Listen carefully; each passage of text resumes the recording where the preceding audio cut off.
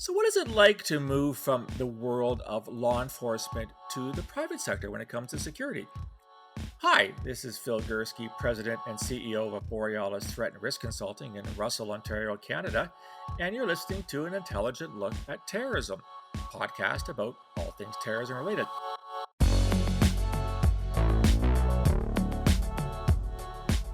I am delighted today to have as a guest a good friend of mine who fits both bills. He was in law enforcement and he was in private security. His name is Terry Chowanec. He is the former vice president of national security operations with the Cadillac Fairview Corporation, which for my Canadian listeners should remind you of a lot of the large malls across the country, including the Rideau Centre in Ottawa and the Eaton Centre in Toronto. But before he joined Cadillac Fairview, he served with the Calgary Police Service. He served in patrol, as an undercover operator in the drug unit, and as an investigator in the criminal intelligence section. He also was with the Police Executive Research Forum for some time in Washington, D.C. So, Terry, thank you so much for joining me on the podcast today. Hello, Phil. Good to be here. Thank you. So, let's start with a very easy question. You moved from the world of law enforcement, and you did that for quite some time. Then you went into the private sector.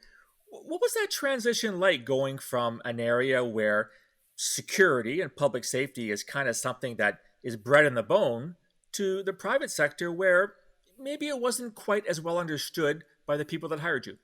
Well, first of all, the underlying assumption that you have in the question that it's an easy question is wrong, because it's a very complex answer. I think. Indulge me for a second here. Yes, I came up through policing.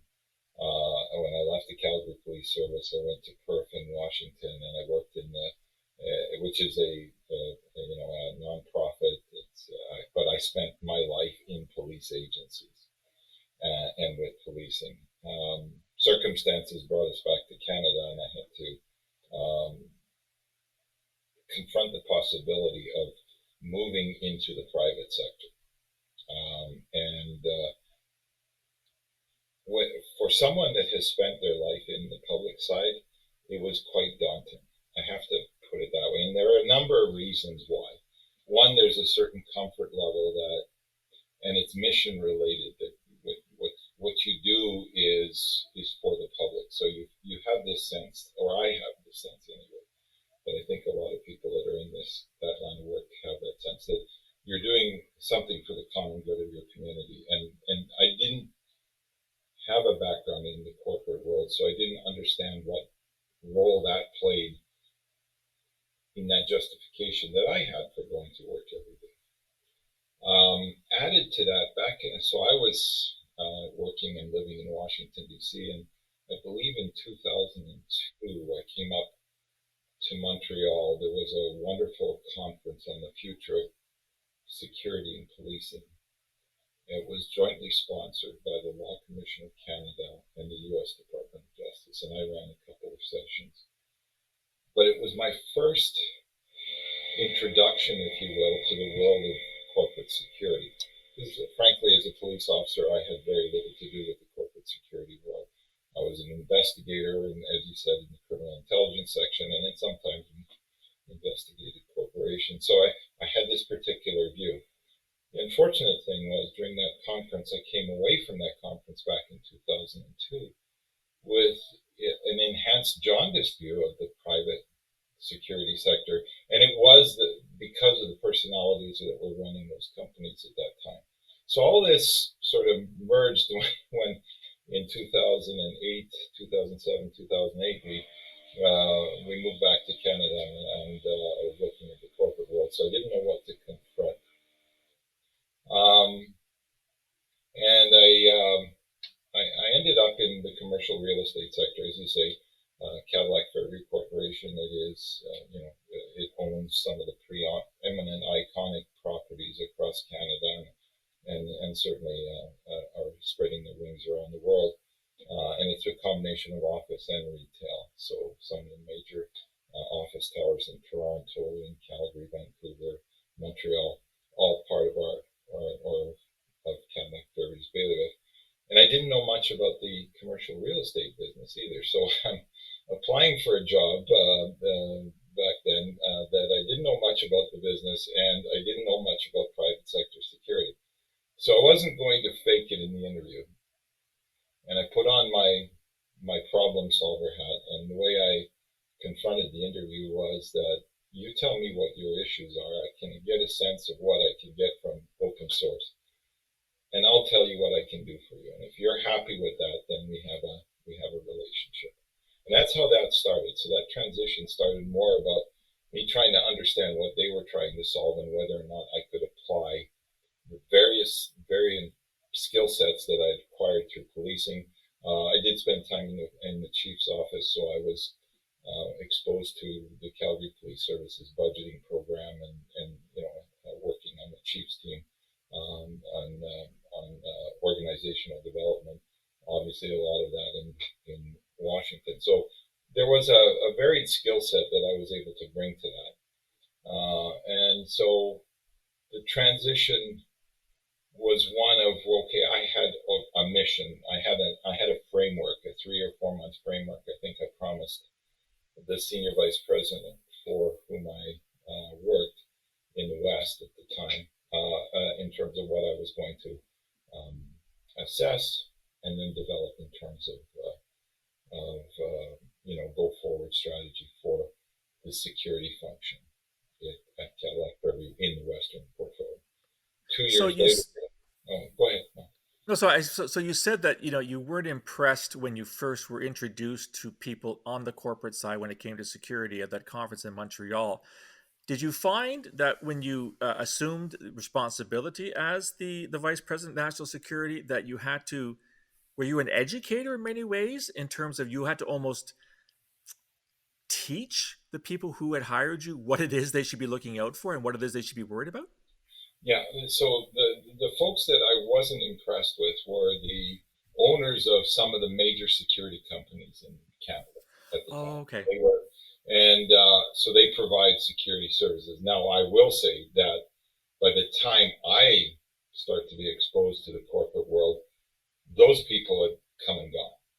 So those personalities weren't there. I remember sitting in the back of the room in Montreal, and I connected with a couple of Calgary police colleagues, and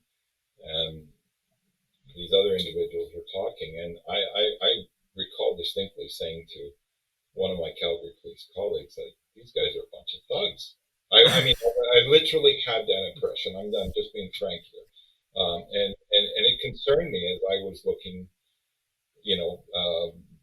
6 or 7 years later, as to I'm entering this market. Is this necessarily going to be something that I confront? So I'm happy to say, and I was happy to discover that it wasn't like that anymore, that there was a certain professionalization that sort of occupied the C-suites of those companies. And then I landed, and I was quite fortunate, and I certainly wasn't by design on my part, that I landed in a company that had its own in-house security program. Mm-hmm. Mm. So I was able to, step into something that was already matured and had percolated through a number of other iterations. So they, solved a lot of those issues that before I. So when you joined Cadillac Fairview, then it wasn't as if this was like a tabula rasa. They already had thought about the types of things that they wanted you to work on, and so they had given some thought to security in, like you said, some of their hallmark properties across the nation. Of course, it was important, and I'll tell you the conversation I had with the man that was hiring me at the time, the senior vice president. He had an understanding of what he wanted. He didn't know if it could be achieved. Two, if it was, something that was potentially not really something in the bailiwick of what security would do. So we had a really good discussion at that time about. So he understood what he kind of wanted. I wrapped it up in a bow for him, and I promised him in 3 months, this is what we were going to sit down, we were going to talk. All of, one, discovered whether or not his concerns, and they weren't major concerns, but just, he was thinking Hmm. of the future. Hmm. Whether or not they were valid and where I could see items for improvement. And yes, training education was certainly one of those recommendations I made 3 months later. Right. Um, it was a commitment that I made to him, and I kept actually for the entire 12 years I remained with Cadillac Right. Fairview.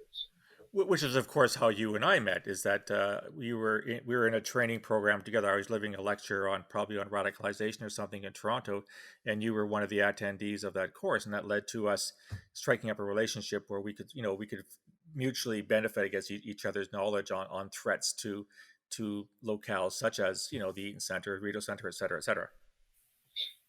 Exactly. I think there was also a higher order expectation that and I think we talked about this a number of years back. Um, by that time, by the time you and I connected, we'd already spent a fairly decent effort in upgrading the sort of awareness and enlightenment of our security leaders across the country through a series of in-house training programs. And now, don't let this go to your head, Phil. You were the icing on the cake in the sense that now we were facing this other world that, things were happening. If you recall at that time, we had, well, this is pre-Charlie Hebdo and pre-Bataclan, but things were percolating in Europe. Hmm. Things were happening in the U.S., not necessarily. And then we had October 2014 in Canada. Yes, yes. So all of this started to gel, and our people were getting questions. Well, what are we doing about terrorism? Hmm. Hmm. And so this is where my thought process was, well, certainly I can interpret what I read off the open source, but that's not necessarily the right thing to do. And that's when we Hmm. started talking about, um, um, you having that relationship with us and to give us a much more realistic. Hmm. That's actually a really good segue, Terry, to what I want to ask you next. So, when you're with Calgary, we know that law enforcement and in my world, security intelligence, you have a variety of sources of information that you use. You recruit human sources or agents. You can do surveillance. You can apply for a court warrant if you think that you need to intercept someone's communications to see what the bad guys are up to. So when you made that transition to the private sector, those sources wouldn't strike me as the normal ones that you would have access to. Therefore, the question is, and again, I appreciate you may not be able to go into too many details, but what kinds of information as the head of security in a private corporation did you rely on? And were you able to still leverage your relationship with law enforcement and security intelligence in Canada? So to the first part, there's a heavier reliance on open source. So the skill set that I had as an intelligence investigator or criminal intelligence, so I need to make that distinction. Hmm. The criminal intelligence investigator, I was able to bring forward and sort of give guidance to my team to let's look at things this way, let's collect data this way, let's organize it X so that we can start to develop a sort of more fuller picture. But obviously, yes, I'm not uh, I'm not able to have access to that. So then the second part of the thing, leveraging the relationships with law enforcement, with our federal um, partners, and I call them partners, was essential. And so having a track record is obviously quite important because, as you know, Phil, this whole business is built on trust. I Hmm. mean, I can have a title up to whatever level in any organization. It means not very much to a seasoned investigator who, um, you know, who is looking you in the eye. And if there's no trust there, there's not going to be an effective level of communication. So Absolutely, absolutely. I think that was also important. And anyone that I brought up through the organization, I wanted them not not to give them those introductions, but for them to earn that trust so that by the time I'm gone, they've developed their own level of comfort in the agency. Now, do they share active tactical information? Obviously not. Right? It's impossible. I understand that. And that's actually, it's an interesting point, Phil, because I know that on the business side, on the corporate side, a lot of my colleagues would get angry by saying, like, these people need to give us more. We need to. Mm. A couple of things coming from that world, you know that language matters.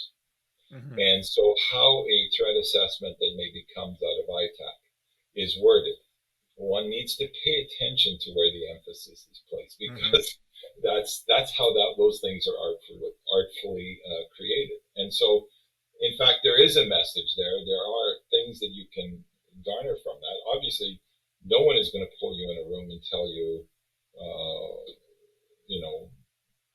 I think of, some of the cases you highlighted in one of your books. Oh my God, I'm plugging one of your books, but The Threat from Within. Mm-hmm. But, Somoza, for example. Right, right.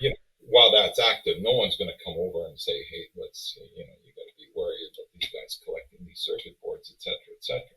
No, that's not going to happen, and no one should expect that.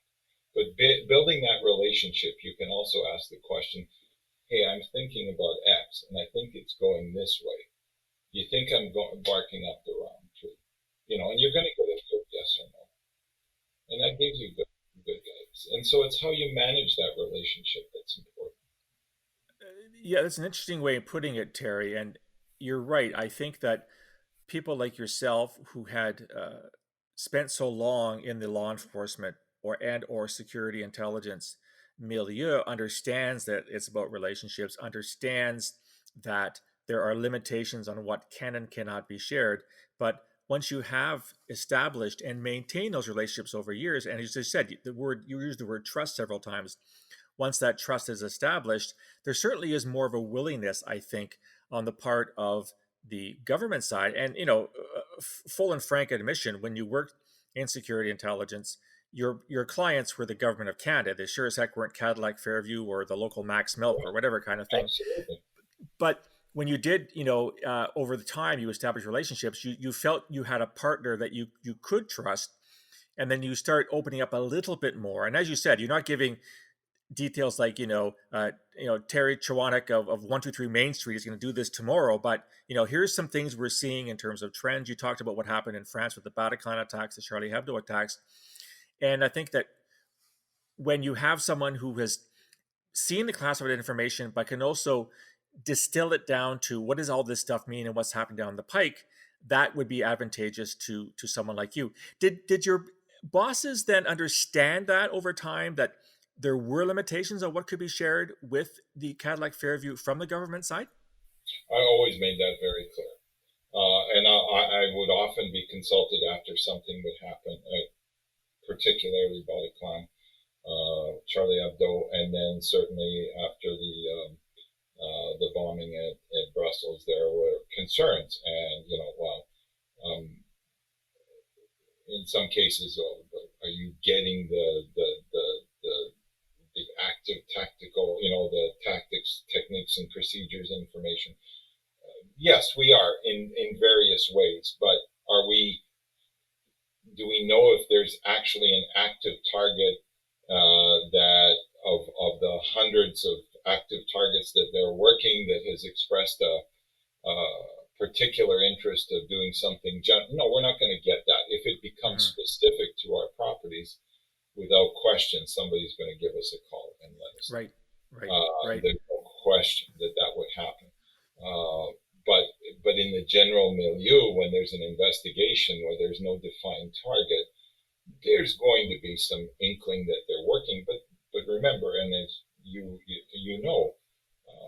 the authorities are working on hundreds of targets at a single moment in time, and as they sort of percolate through the mix, and they end up being prioritized based on whatever the targets are doing, then all of a sudden, yes, the information might start to flow.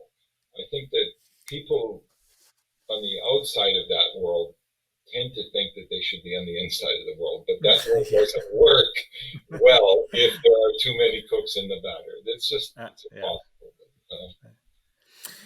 When I think about the properties that you were responsible for, Terry, across the country, and for my listeners who aren't familiar with some of these Cadillac Fairview properties, you get what, millions, if not tens of millions of people in your spaces in a given year. Perhaps that's even the figure's much higher than that.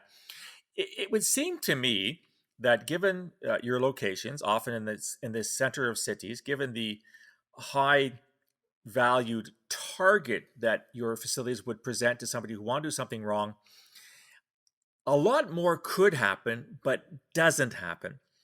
Did that ever surprise you that here you're sitting on a massive real estate footprint? You've got all these people coming through. Security, by definition, has to be, it's limited because you've got such a large area. You don't have the powers that law enforcement has, for example. Did you ever ask yourself, why aren't more things going bang in the night? Well, I asked that when I joined the company. But we were in that period of time post 9/11 that there was a law in Canada. By the time we got to October 2014, and this is the difference, Phil, and this is where I give full credit to the teams at the properties, with our urging at national office. So the way we were organized, I led the national team. We had sort of an arm's length relationship with the properties in the sense that we offered compliance audit policy and strategy to the properties. But the day-to-day running of the properties were by the individual security managers and their management verticals at each of those properties. But and this was something that we recognized early on in 2010, post G20 in downtown Toronto, that we needed to up the game in terms of what the awareness of our security teams that have on the ground in terms of being able to identify those behaviors. We didn't have that list back then. Those sorts of things started to distill out to the private sector a little later on as people started to understand what these, certainly from a terrorism standpoint, were doing in the pre-incident indicators. But we were starting to educate our teams back then about enhanced awareness. And this could be a segue into technology at some point, but this is my whole issue with the whole automation and roboticization. I'm an old beat cop, and there's nothing better to dissuade a bad person from doing something than some person in authority walking up and having a conversation with you. Exactly. You're busted. And so that's what we figured we would get a twofer on this because we would enhance customer service, because the questions wouldn't be inquisitive type of questions. It'd be, hey sir, how are you? Are you looking for something? You're in this building. Are you looking for a particular office or a store? Whatever. So there was a customer service because you couldn't necessarily assume that someone who was lingering or furtive or whatever was necessarily doing something nefarious. They could just be lost. So we really emphasized that. And of course, that started to come out a lot more after October 2014. And then a lot of the guidance that we got from our federal partners on the education side were around those. And I still say to it that there are many times, and you can't quantify them necessarily, where things have been thwarted. Maybe not necessarily a terrorist attack. It could be a simple criminal issue, coming into a building to steal laptops out of offices, whatever. But the fact that that person, someone paid attention to their presence, is the first thing a criminal or someone with criminal intent does not want. They do not want to be discovered. So that was helpful. But yes, and I will just, not to dominate the conversation, but I think it was one of your podcasts that you talked about an author, and someone I'm familiar with, Steven Pinker. I think it was. Yes. And yeah, and I love his works. I've read a lot of his stuff. But interesting in his, I think it was his book. The Better Angels of Our Nature. or was it? I think it may be also an Enlightenment now. Yes. Talks about the overpricing of the threat from terrorism, and he uses that term, and that was another thing that we certainly got from you in the sense was let's look at the real Mm-hmm. situation in Canada. Mm-hmm. Let's operate according to what exactly is happening. But there aren't times that I didn't worry about contagion effect, if you will. Mm-hmm. If there were successful attacks, and a number of them, you think around the Christmas season in Germany, the Mm-hmm. Christmas market, you think of the attack in Nice. These are open area attacks, and we saw that those low technology single person events were starting to proliferate, and I was concerned about Mm-hmm. And yet, you did have at least one very serious event on your watch. That, of course, was on June 2012. There was a shooting at the food court in the Eaton Center, which is right downtown Toronto. Uh, I don't know if this is a fair question to ask, Terry, but can you walk us through what that was like as the head of security, and basically, a couple floors down from your office in Toronto, you had this shooting, which ended up in the death of two people. Well, to a certain extent, I can. I think it's still in litigation on the civil side, so I need to, and I don't know because I don't know where that is at. So, but from and I can take this from the perspective of any active attacker incident is that information is flowing to you in massive quantities. In real time. A pipeline opens up on you right away, and this is happening, and then there are people that want decisions made. It was complicated by the fact that I was in Calgary at the time it happened, Oh, okay. and so I I was getting this and managing this all by phone while I was standing in a hospital hallway. My brother was ill, and so I was fortunate enough to have a team here in Toronto, and I got a text from one of my directors, Bob Riddle, who said, "I'm on my way in. We'll take care of it. I'll brief you in 20 minutes." So, and away they went and managed the incident. But like in any active attack or incident,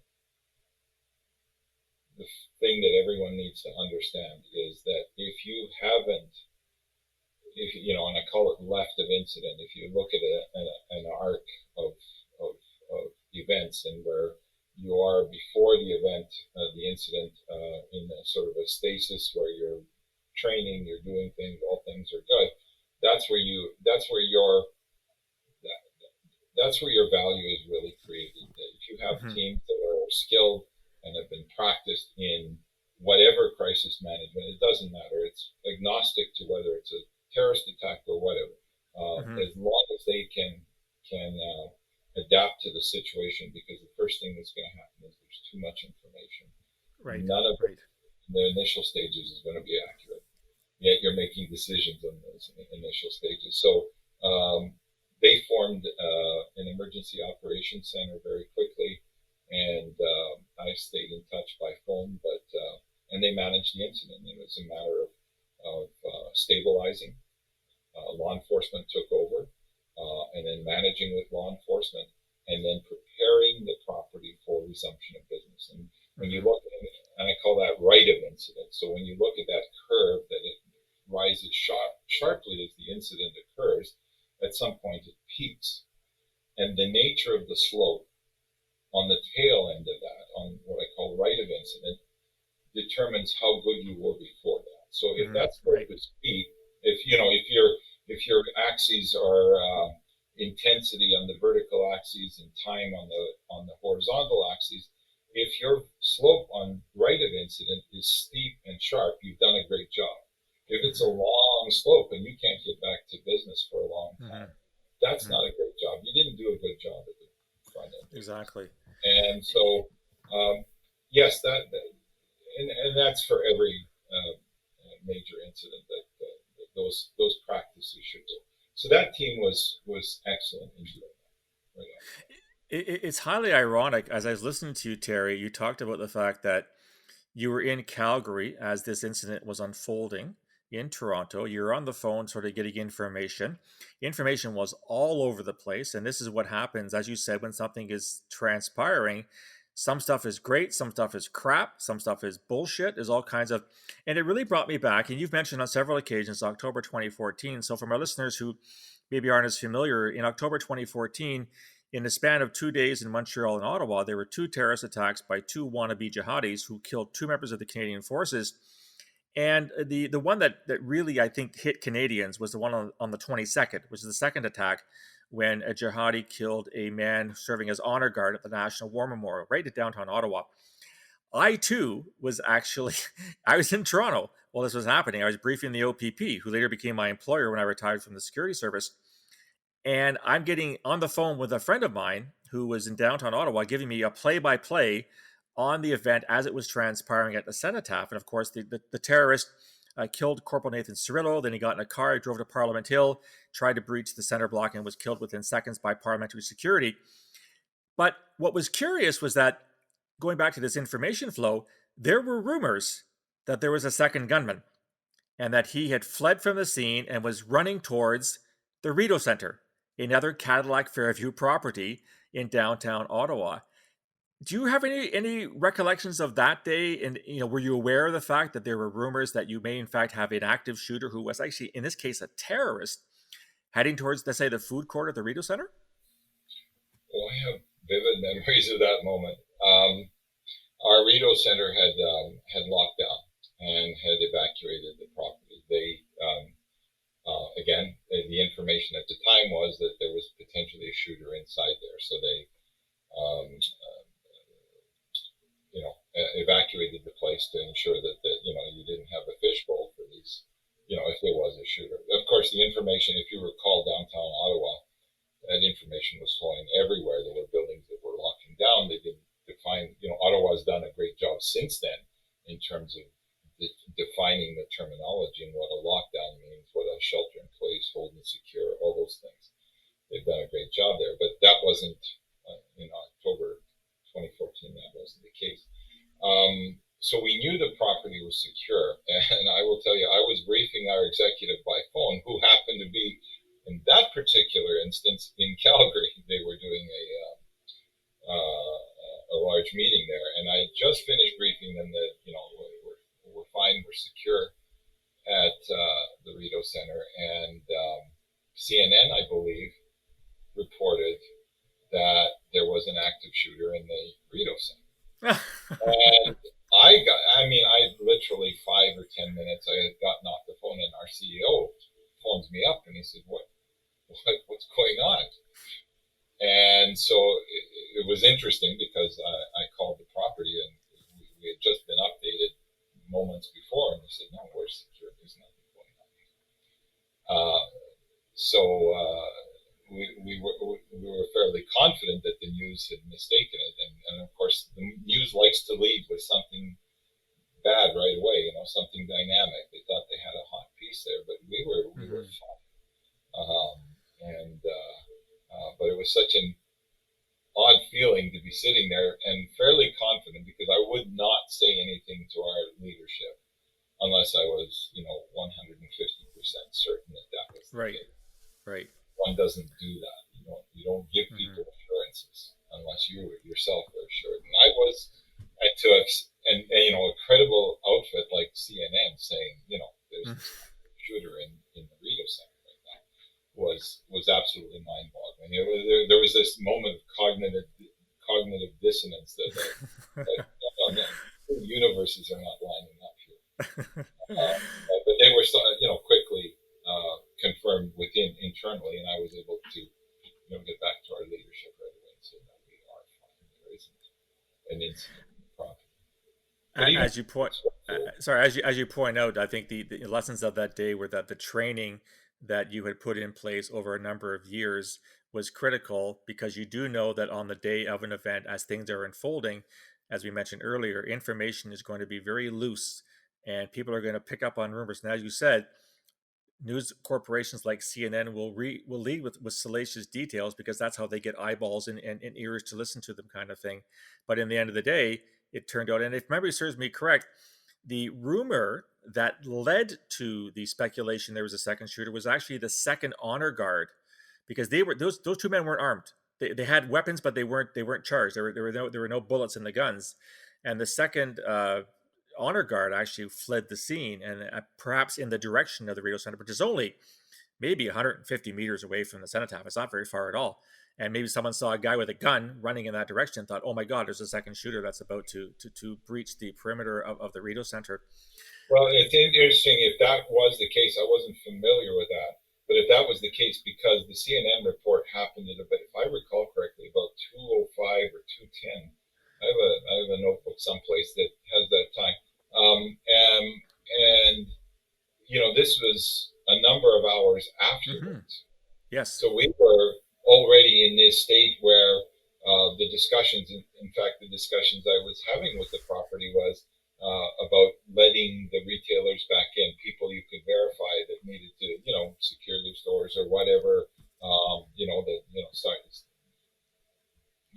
not opening the doors. And if there is still a mad gunman loose, then you don't want them running amok in the building. You want them out there where law enforcement can engage them right away.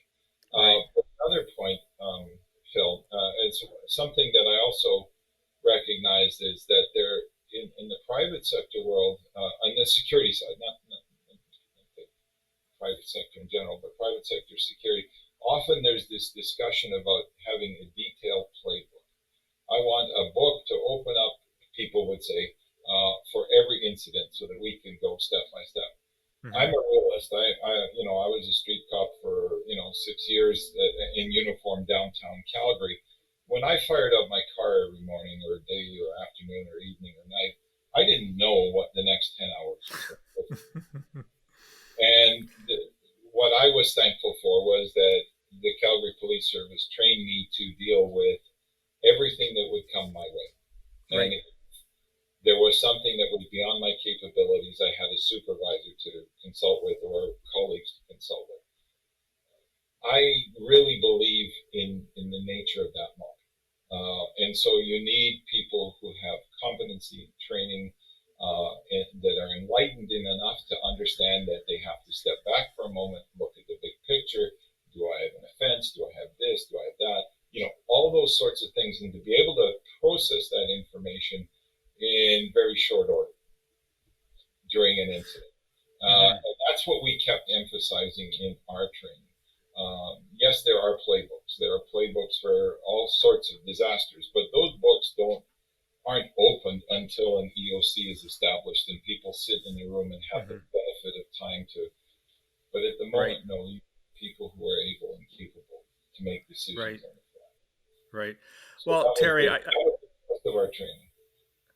Terry, I think Cadillac Fairview was very fortunate to have someone with your experience as their head of national security. And I know you've left the corporation. In fact, I was honored to be at your retirement. I was just before COVID hit, if memory serves me correct. Before I let you go, do you want to share with my listeners sort of what occupies your time these days? Are you still involved in security writ large? Have you gone, or are you sort of dabbling back in policing? What is it that, how do you spend your days these days, Terry? Well, retiring just before COVID, initially in the first months, I had to fend off a lot of accusations that I knew the pandemic was coming. Which was wrong because I gave my intention of retiring about a year before I actually left, so I had no clue that. No, I'm pursuing, Phil, a couple of passions of mine, but one particular is in the human trafficking, but on the labor and the migration side, not the sex trafficking side. There are a lot of good people. There are a lot of great organizations there. What I truly believe, and I speak often with my old boss in Washington D.C., is that the labor side is severely underrepresented. And when you think of the number of people in the world that are being displaced by war environmental or other reasons. And you had some capsizes off the Yeah, Canaries. the Mediterranean. Yeah, yeah, So it's yeah. not stopping, and more people are in desperate circumstances. And I believe the sort of general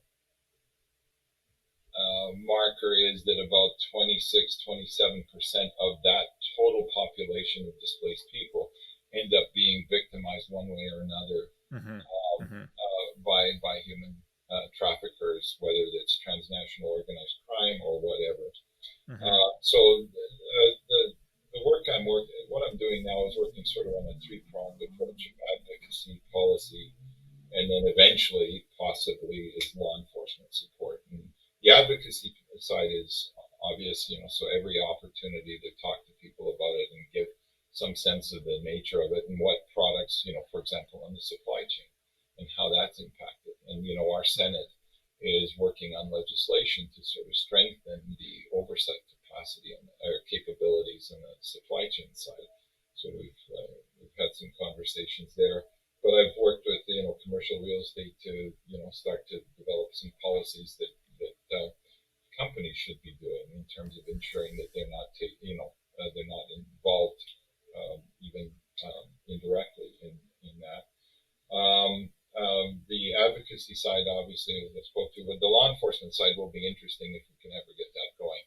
And Mm-hmm. that's part that our police agencies are overwhelmed, and so they don't Absolutely. have the time to give to developing specialized units to go out and hunt Mm-hmm. those areas that are operating in that fashion. So if there's an ability to develop that capacity out there to put together great cases, and this is what we did back in the day when I was with Cadillac Fairview, is that our teams would put together a file, let's say on an incel or something, and deliver that to the police, and the police had something meaty to go with. It wasn't a mere suspicion or something. There were clear leads to go from, and that's what I think could work in that on the labor trafficking side, certainly domestically, and then obviously if there was some opportunity to do it globally, that's what I'm working on. So having the time to do that now is wonderful. It was something that I constantly sort of pursued, but on a small corner of my desk,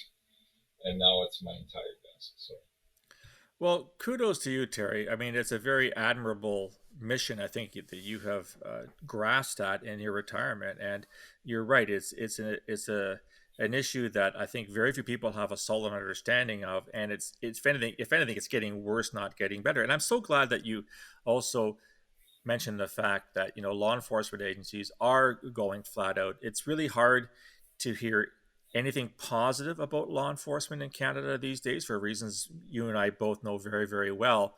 I just wish that the reporting was a little more balanced in terms of what the men and women in uniform are doing with us. Are they perfect? No. Are there problems? Absolutely. But going back to your CNN example, if it bleeds, it leads. And it seems that the only reference to law enforcement these days is in a negative way. So that's not a good thing. Listen, Terry, I really want to thank you for taking the time to talk today.